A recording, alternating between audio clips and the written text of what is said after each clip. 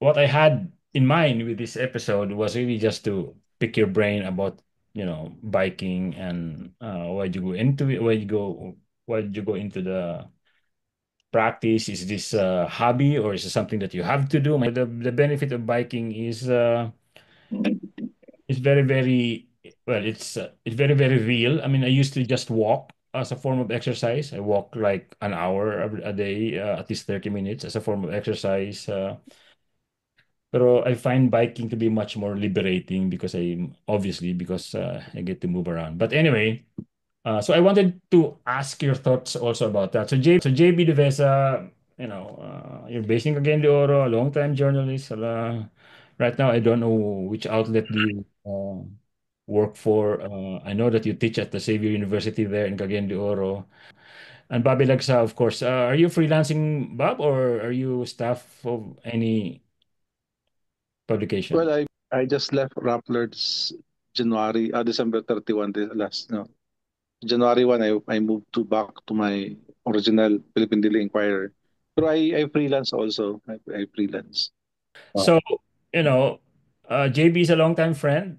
We know way back. I'm also from Cagayan de Oro, and we're practically yeah. worked together for a long time. But James, I see that in your biking, you're quite a bit adventurous in the routes that you take and the places that you go to. Can you tell us a little bit more about that? I only started going sa kining trails kay na bore na ko sa na bore na ko sa kining I wanted more trails ba. Uh-huh. And ang trail biking is not like downhill. Ang downhill man god kay you have to wear all the gears, ng kining helmet, Mhm. and you have to have a very specialized bike, purely for going downhill lang. You cannot pedal a downhill bike. Dili ni mo siya, you cannot use it for any other reason except downhill. It's very Oh. heavy. Uh, it has kining less kining I'm talking about kining bag-ong mga downhill bikes ba.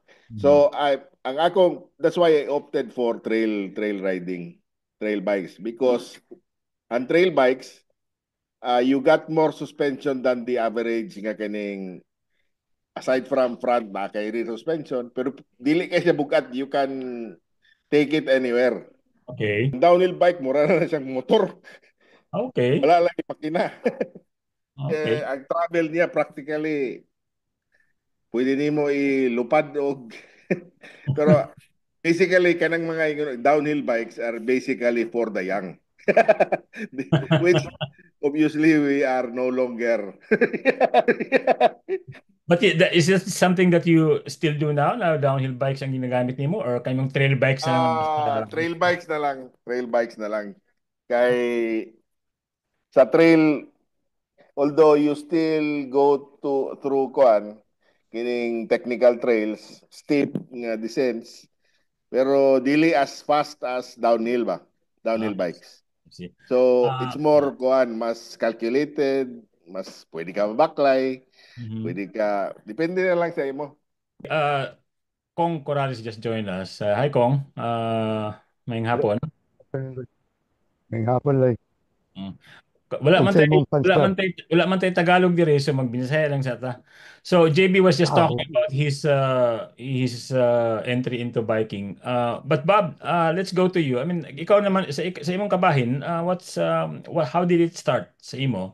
And what was your JB was had a very particular reason for going into it because somebody he got a bike out of something. But ikaw, did you seek this out, or is it something that you really wanted to do, or what's the story? When I was in Manila, working in Manila as a corporate communications, I used to bike from Quezon City to what is now the Okada area. Uh-huh. So mas pas magud akong biking kaysa magulat ko og MRT with the I used to like 5 o'clock mohawa na ako sa West Avenue to North Station. Mas dali magud ang magbike papuntang TAF and now what is now the SM Mall of Asia area. Yeah. So I started biking there. And when I went back to Cagayan de Oro, um, in 2013, my cousin also sold me downhill bike. Even JB saw this downhill bike at the Mhm. NUJP office before. Pero I don't see any practical reasons nga mag-downhill ko. So in 2018, I bought a Filipino brand na bike, ang Tosik, Mhm. Filipino brand, with the purpose of merkado, mamalengke. So I use that para mamalengke sa Kogon or sa Carmen because I used to live in sa Acacia, no? Then nasa Sendong man to. So magmerkado ko diya. Then 2018 I started doing it seriously. Uh, kaning mag-ano na dayon, mag-exploration ba, urban exploration. Yeah, So yeah. mag-bike then bike and camera, picture, Ah, bike and photojournalism works well, no?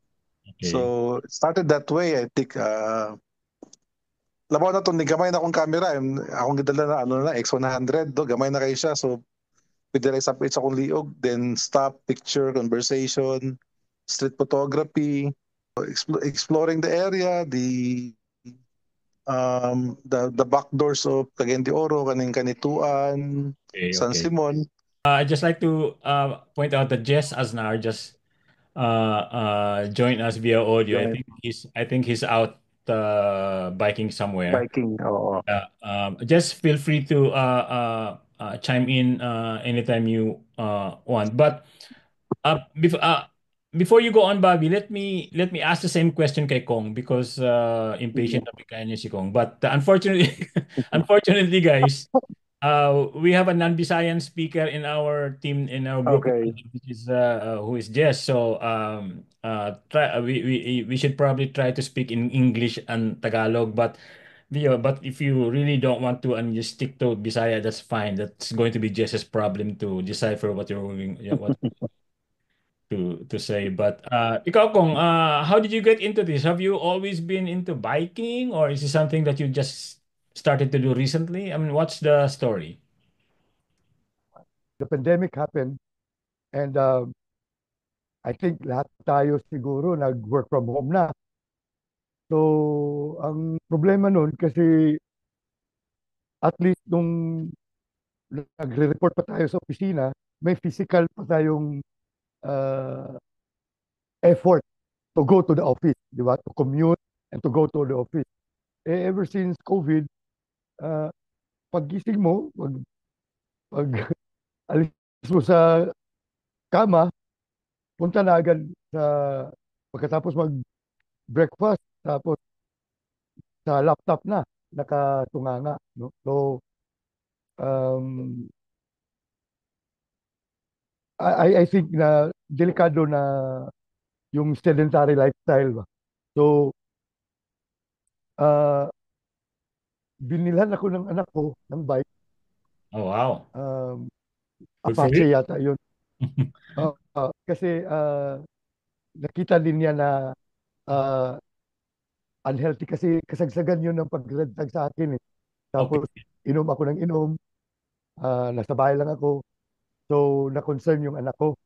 Kasi ano eh, medyo paranoid, agitated, maraming tumatakbo sa utak ko. Parang nasisiraan ako na ba, babuang na ko ba? Obviously, Kong, And obviously, with your particular situation, that might pose something, issues, which we will go into later in terms of about security and how do you protect yourself while biking and all of that. But before we go into that, let's allow Jess to chime in first, and let me ask him. I mean, Jess, of course, is a great photographer for the New York Times and for a while yata, I guess, Getty and all the others. We worked together before sa New York Times for quite a bit of time, and now he's the go-to photojournalist by the New York Times for many of the important stories that we have in the Philippines. Jess, so how did you get into biking, and what's your story here? Going into it, and what made you do it?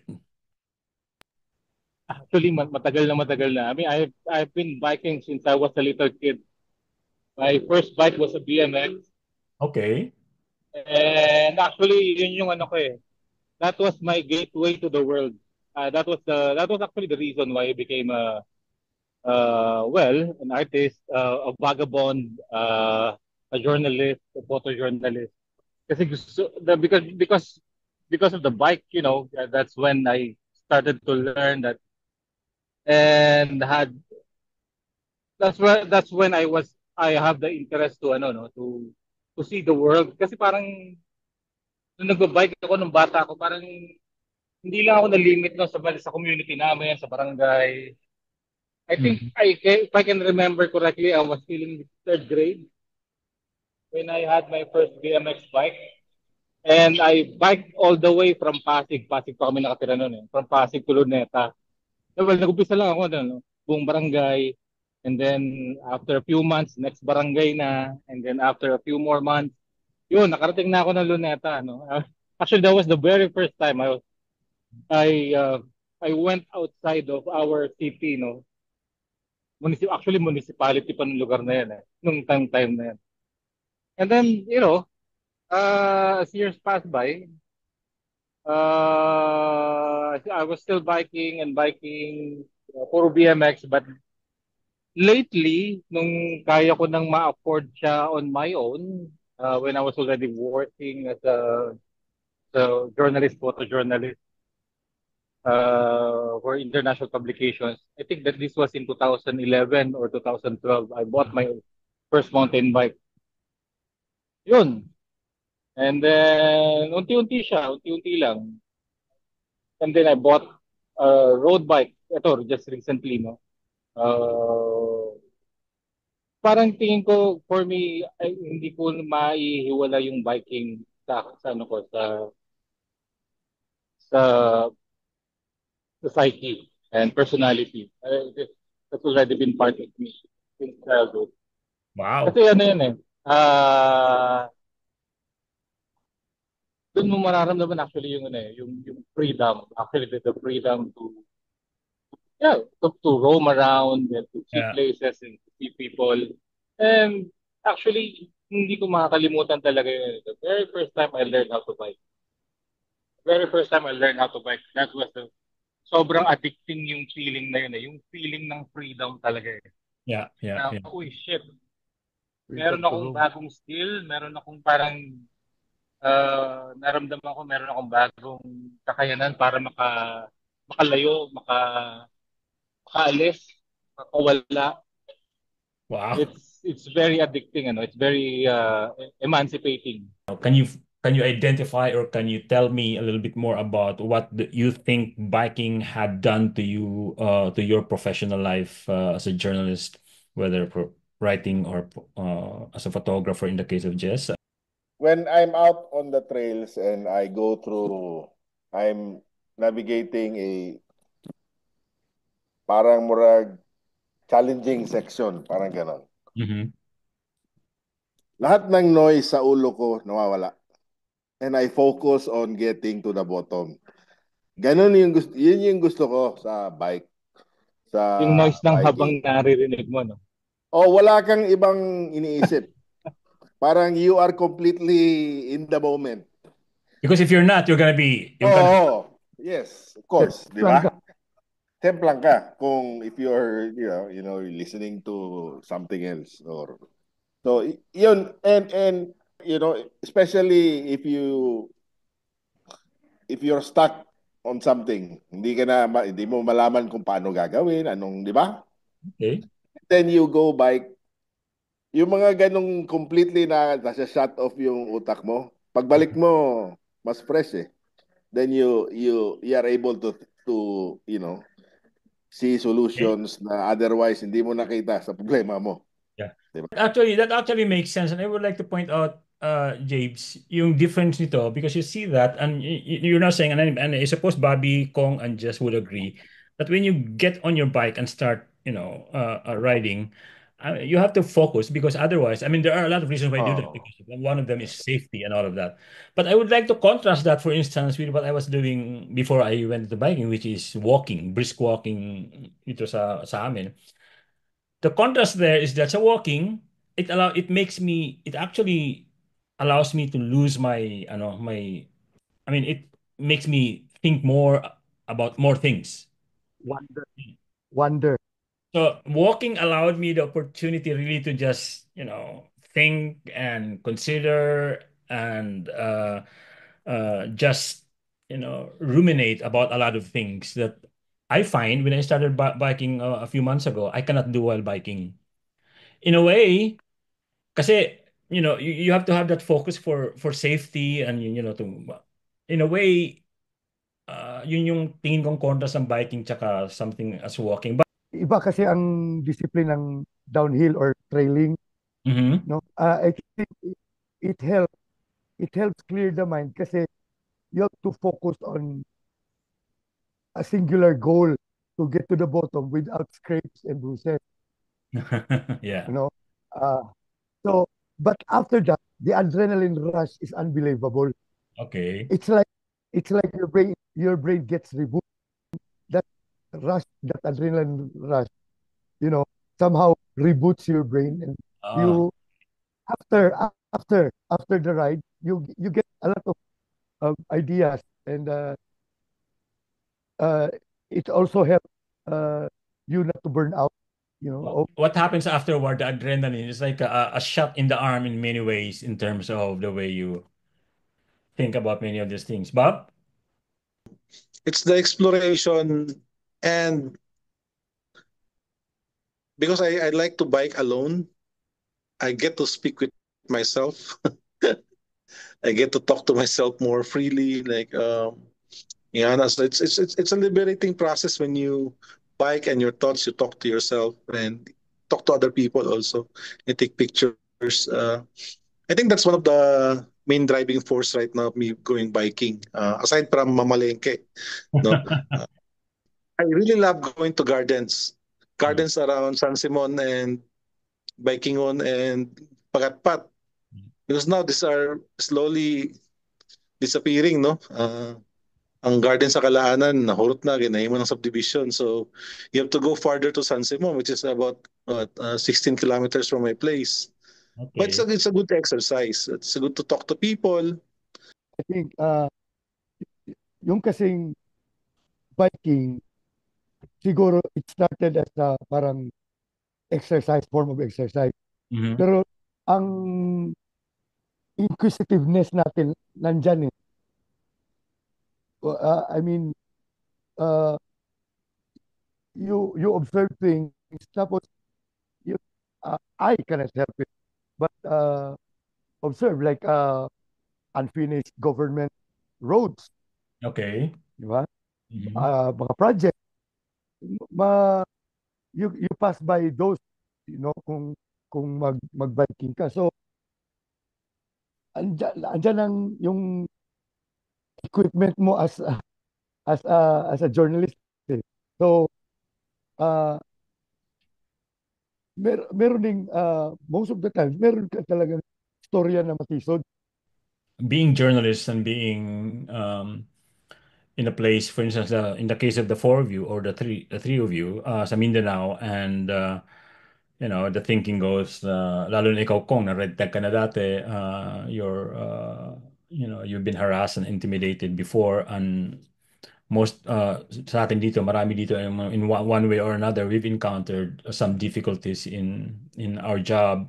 So how do you mitigate that? What precautions do you take? Ikaw, JB, you were once the NUJP safety officer at in Mindanao. So you know fully well the I would say the issues surrounding safety. Needless to say, biking being so open, you're there. The opportunity for nefarious people to really make your life a little bit, difficult is there. So what do you do to kind of mitigate that? When it comes to yung threats from work, Hmm. I think ang danger to you cycling to work or using other modes of transportation, parang almost the same lang. Kasi naman, what you need, I think, kung tatabangan ka, it would be just as easy to kill you when you're driving, di ba? And we've seen that.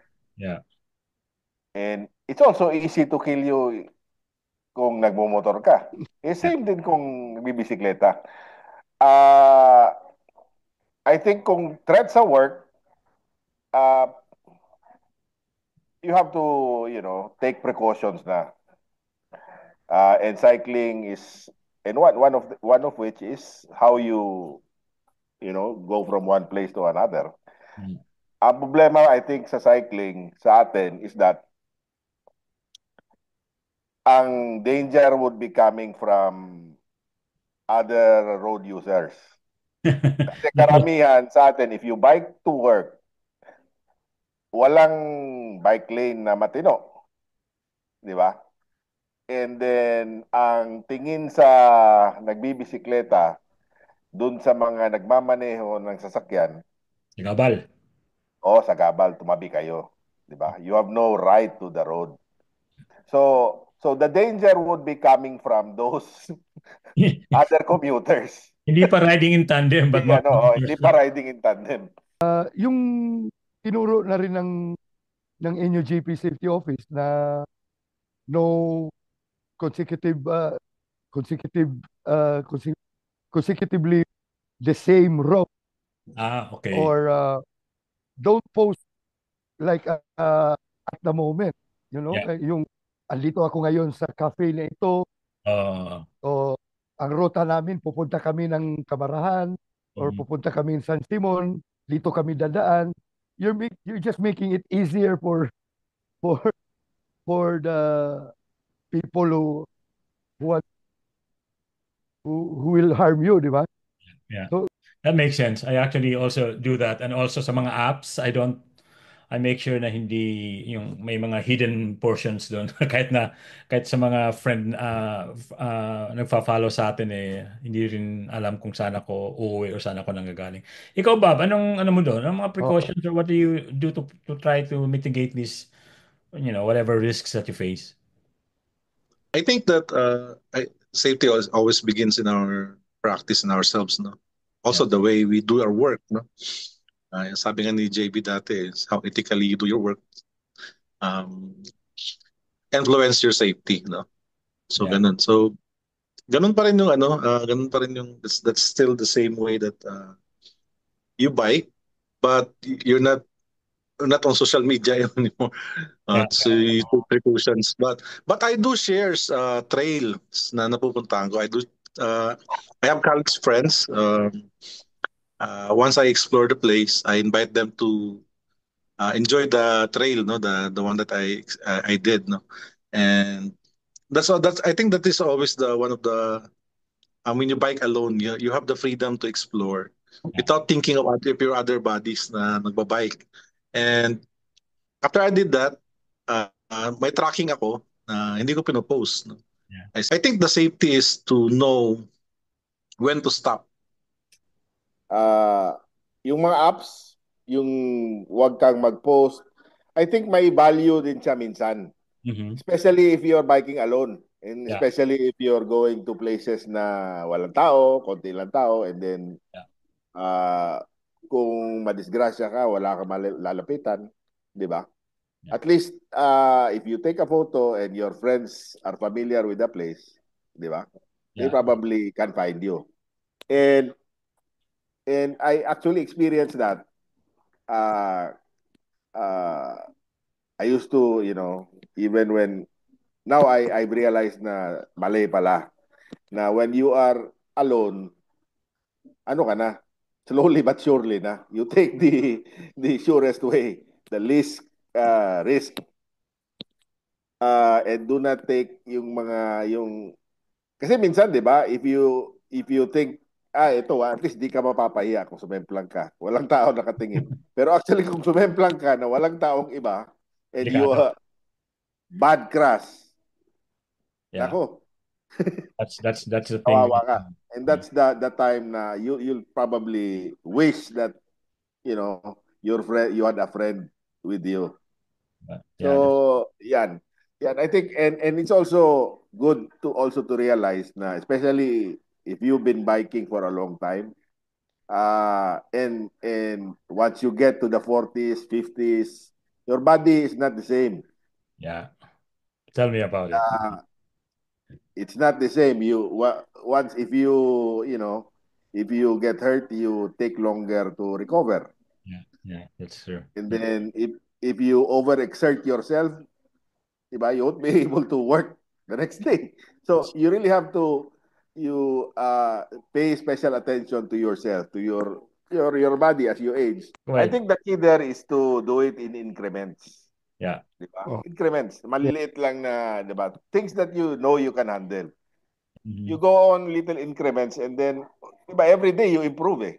Yeah, yeah. And sooner or later, ang ang ang sa akin naman, uh, I know that I am overdoing it when yung nagbobong ka pagkatapos, pagkatapos sobrang pagod ka, sobrang Ah, gusto mo na matulog.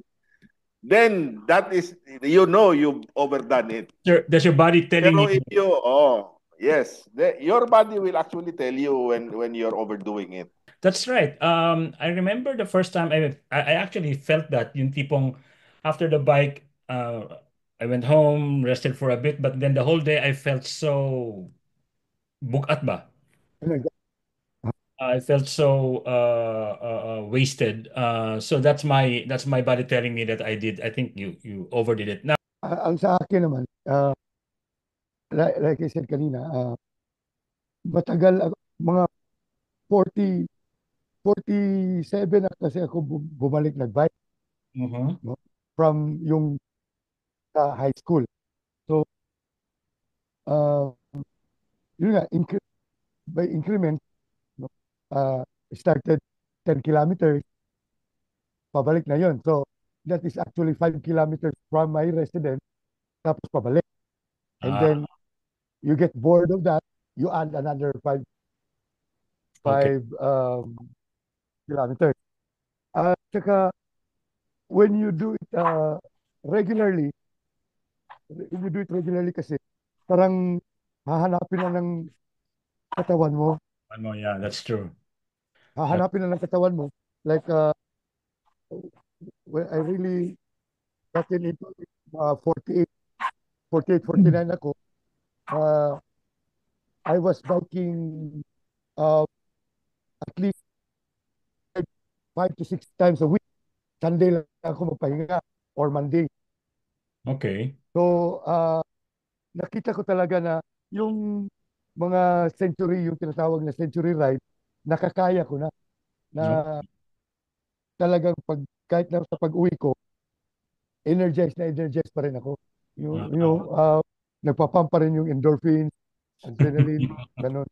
Pero yeah. Right. ang kwan dyan, uh, I saw, sa YouTube kasi, hindi pala healthy yung ginagawa ko. Ah, So I cut it down to at least 4 times a week. Kasi nga kung i-overexert mo daw, uh, nawawala yung benefits na makukuha mo sa biking. Yung biking kasi, I mean, for me, it's an alternative eh. It's an alternative. I mean, especially for us, no? We live in a society that's very much used to taking transportations, especially Filipinos. yeah. Tayo, kahit may lugar lang, mag-jeep pa, magka-tricycle pa, ayaw mainitan, ayaw maalikabukan, mga ganun ba? Mhm. For me, biking is an alternative. It's an alternative means of transportation. Pero hindi lang din ganun. I mean, through biking, I don't know if it works for everyone o sa akin lang. Pero it helps. Tama nga yung mga sinabi nila JB, ni Nakong, ni Nababi. It really helps you think. It really helps you, well, for one, it helps you clear your mind. And it helps give clarity to, whatever you're trying to think about. Um, ano siya, effective, sa akin effective siya. Habang nagpa-pump yung endorphins mo, nagpa-pump yung adrenaline mo, syempre, na pump up na rin yung utak mo, no? Yung mas creative ka, mas marami kang naiisip, ganyan, ganyan. And so much so, I mean, I found myself not using my car anymore, I mean, since last year. Well, for one, sobrang traffic na rin naman sa Metro Manila. Tapos sobrang mahal ng gas. And then yung idea nga na, you are promoting an alternative means of not only transportation, but also a lifestyle. No? I cannot think of anything negative about biking except yung gastos. Pero, Yeah. kaya natawa lahat. Pero, everything else is all positive. Eh? I mean, we have so much to gain with biking. It's a physical exercise, exercises your mind, it clears your mind, it's meditative, it's non-pollutant, it doesn't, you don't need gas to go anywhere. So yun, ako, wala, yung kotse ko nabubulok na lang sa garahe. Mas nakikita ko yung sarili ko na nagbabike na lang to anywhere. Kasi ano rin malaki, may malaki rin yung point eh. Kasi, like for example, if I'm gonna drive from Makati to Quezon City, it would take me 1.5 to 2 hours to get there. Okay. Pero kung ibabike ko siya on a good day, that it would only take me about 30 minutes. Oh, okay. That's 20 to 25 kilometers. Ganun lang kaigsi siya, di ba? Pero kung imamaneho mo siya ng ganun katagal, tapos kwentahin mo yung konsumo mo sa gasolina, kwentahin mo rin yung emission na ilalabas sa sasakyan mo, parang malaki yung contribution din na maibibigay mo sa environment. Yeah, yeah. You should probably think about now commuting to work kung hindi naman kayo work from home to really go out. Yeah. Actually, sa totoo nga lang, dapat ang Pilipinas is a cycling country. I don't know why na hindi tayo cycling country. Kasi unang-unang mahal ng gas sa atin. Well, especially Metro Manila, grabe ang traffic. So if everyone bikes Yeah. instead of using their cars or riding the bus or jeepney, siguro ang laking luwag ng mga karsada ng ng Metro Manila. I refuse to think that it's nagiging o maarte lang yung mga Pinoy o frivolous lang, ayaw mainitan, ayaw maalikabukan, but a lot of this obviously has something to do with economics and Yeah, I think it has something to do with how the government plans, the city, the towns, the municipalities. I mean, if it's a walkable city, nobody would take the taxi or nobody would take the jeep. yeah, that's Pero true. it's not I mean, obviously it's not. I mean, I don't know. I don't know if Cagayan de Oro has the same kind of context as Manila, where you are, Jess, and Cagayan de Oro being Bobby, Kong, and JB experiencing it every day. I don't know if it has the same context and in that regard, but I don't know, JB. Tingin ko naman, tama ka, Loy, if you want to be a biking country, you have to, put up the infrastructure, di ba? Bike lanes, yung storage areas. And then also, there are limits to, to using your bicycle. Kasi yung distance, you'll be limited by how much, di Yeah. ba? Yeah. You can, di ba? You can bike. Kung titingnan mo yung ibang lugar, hindi lang meron silang bawa sa when you go to the Netherlands, di ba? Yeah. Hindi lang naman bike lanes ang meron sa kanila eh. Meron din silang insakto yung mass transport system nila, yung trams, yung buses, di ba? So it works with other forms of transportation kasi pwede mong bawa if you're planning to go long way, pwede mong iiwan yung bike towards the train station and then you take the train, di ba? Pero sa atin, if you work, halimbawa, if you have to, if you have to work to Bukidnon, Campilips, I don't think you can bike that every day, di ba? Yeah. So there are limits. It's kung gusto mo talaga siyang ma-develop as a, to encourage more people to bike to work. You have to provide not only the infrastructure for your bikes, but Yeah. also to develop other forms of mass transport. I mean, if you mention the Netherlands or Amsterdam or many of these European biking capitals, I mean, basically they made biking as a way of life. Sa atin, parang alternative pa lang siya as just probably wanted to say. But Minsan tinatawag nga na bisyo. ano yun? Minsan tinatawag na bisyo. Busy on biking. bike. That's probably because it costs too much to have a bike. going into the cost, I mean, when I bought my first bike just before this, I was like looking for something na baka meron naman tatlong libo lang dito na pwede kong mabili and then that I can, I start this. I started looking and I went to these bike shops sa mga, I don't know, God knows where made itong mga bike na to and then they were like the cheapest I found was like 20,000 and there's something like 150 to 200,000. I mean, what the hell? Ang ganito pala kamahal ang mag ano ng bike and and as Bobby said kanina yata, you mentioned something like millions pa nga minsan yung ibang or was it just millions pa yung cost ng ibang mga bike and bike equipment. Maganda siya sa, mental health. It promotes mental health, clears your mind. It helps maintaining your body mass, especially if you ride regularly. And Okay. yun nga, ang rush will JB? Siguro sa akin, clear naman yung benefits ng any biking or any form of exercise, di ba? Health or physical health and also mental health. And regarding dun sa equipment, just like any hobby, di ba?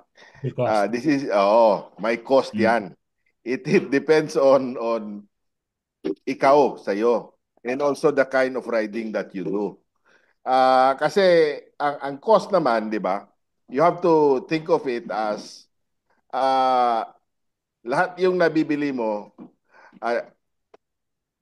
all of the things that you buy should have a direct effect on the level of enjoyment that you get from biking. 'Di ba? If you buy something and it doesn't help in making the ride better, then you probably just wasted your money, 'di ba? ROI in other words. Halimbawa, there are equipments that cost, bawa, 100,000 and then there is an equipment that costs at 10,000. Probably yung 10,000 will not be able to do the things that the 100,000 equipment will be able to do, di ba? It will break easily, di ba? Yeah. So the key there, and 100,000 probably pang pro na yun. And which hindi ka naman pro level yung di ba, yung riding mo. So you probably nasa middle yung para sa iyo. Yeah. And yung nasa middle, I think that will give you the best, di ba? Enjoyment and better bang for the buck dun sa equipment na yon. And I think lastly siguro, the key to any hobby or anything that you do, even journalism, di ba? Doing it for long, to staying is if you really love doing it. Of course. Because there are other forms of exercise, di ba? You can opt to, do yoga. You can, do basketball. You can, di ba? Go swimming. And all these other things, other activities would have the same benefit, di ba? As cycling. But if you really love cycling or if you really love swimming for that matter, you will probably do it for until the day you die, di ba? Until you can no longer do it. Gusto ko lang mag-nod dun sa sinabi ni JB, no? I mean, yun nga if you're thinking of, not buying or not buying a bike because of the cost, isipin mo na lang yung smile factor. I mean, sa biking kasi may tinatawag na smile factor. If you buy something apart, a bike, a wheel or handlebar or whatnot, so isipin mo na lang kung gaano kadaming ngiti o smile yung maibibigay niya sa'yo. No? In my case, because I'm working as a journalist, a photojournalist, and my line of work, it's very depressing, it's very hard. Kaya kailangan ko ng maraming smile. Kaya, that explains why I have so many bikes and I buy so many. Yeah, Bobby? Yeah, you bike for your own reasons, no? You don't want to go mountain biking if you don't know how to ride the mountains. You don't know how to read the tracks. No, so we have different reasons for biking. You have to exercise. You have to. Some people have too much money. They want to show off, or some people just wanted to have a recreational biking. No, so we have different reasons for biking. I think my reasons are for explorations and conversations. Pamalengke na rin, no? So those are the reasons of my why I bike. Of course, yung health benefits, no? I always find joy in biking. My son, I took him with me, bike me. My friends, no? College friends. Guys, salamat ng marami. Thank you so much and keep pushing. Daghang salamat, Lloyd. Thank you, thank you. Bye-bye. Thank you, Taloy. Bye-bye. Yes, have Ingat, a Talan. safe trip back home. And you guys, salamat din. Ingat.